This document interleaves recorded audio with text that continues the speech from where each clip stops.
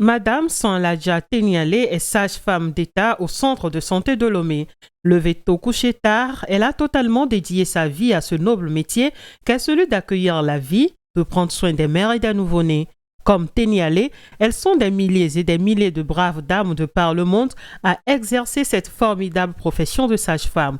Au Togo, elles sont actuellement au nombre de 785, ces sages-femmes qui exercent leur art de sorcière bienfaisante dans les salles d'accouchement des différentes formations sanitaires de Lomé à Djarkbanga, je veux dire de la capitale au hameau le plus inaccessible de notre pays. Préparation à l'accouchement, accompagnement à l'allaitement, rééducation du périnée, vaccination, conseils en matière de santé, souvent seul recours pour se faire soigner dans leur communauté, les sages-femmes ont toutes les cordes à leur arc. C'est donc à juste titre que les Nations Unies ont décidé de reconnaître ce personnel médical si précieux en leur dédiant l'année 2020 décrétée année de la sage-femme.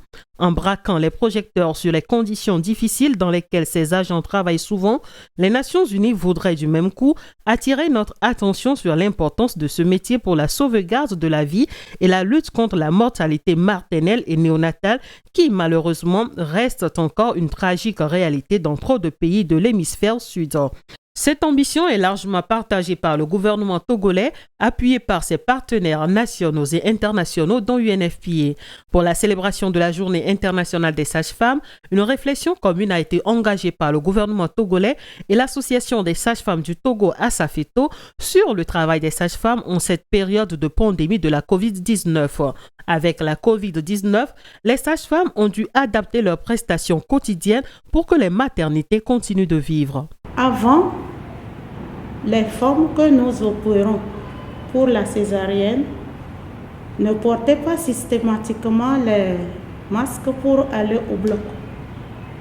Mais de nos jours, en dehors des masques traditionnels que tout le monde porte, les femmes qui doivent avoir accès au bloc pour leur césarienne, nous leur donnons obligatoirement les masques chirurgicaux. Généralement, nous utilisons nos tabliers plastiques pour l'accouchement.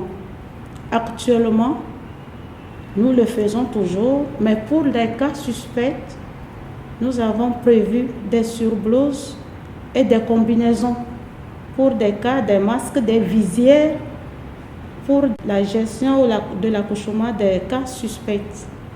Actuellement, pour toutes les femmes qui accouchent, les femmes venaient avec leur famille. Beaucoup de femmes accompagnent celles qui veulent accoucher et attendent le cri de l'enfant pour sursauter. Nous voulons voir notre enfant. Avec la pandémie, ça s'est arrêté. Une femme parturiente doit être accompagnée soit par son mari, soit par une autre femme uniquement. Contrainte d'être au front tous les jours pour que les femmes et leurs nouveau-nés vivent, pour que les femmes aient accès à la planification familiale et aux autres services de santé de la reproduction, le gouvernement a pris 3 catégories d'actions pour accompagner les sages-femmes du Togo afin d'éviter des contaminations croisées à la COVID-19 dans les maternités.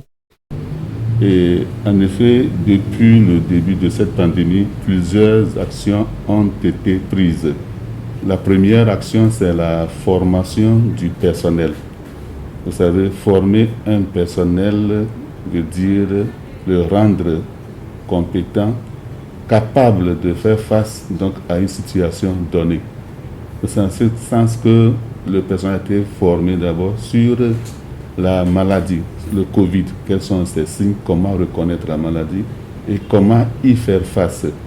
L'autre niveau d'action, c'est l'équipement du personnel, de protection du personnel qui est constitué de masques, de dispositifs pour se nettoyer la main, pour le personnel et pour les usagers de ces centres-là. Et il y a l'équipement que le personnel infirmier et sage-femme doit mettre sur leur blouse, on appelle ça des surblouses ou des tabliers. Donc, ils sont conseillés et fournis donc au personnel pour se protéger contre cette maladie. Et le dernier groupe d'action, et au niveau de la direction de la santé de la mère et de l'enfant avec ses partenaires, c'est l'élaboration des directives qui sont d'orientation pour tout le personnel, sages-femmes et infirmiers, surtout le personnel travaillant en santé de reproduction, comme de comportement ou d'attitude à adopter en ce temps d'épidémie.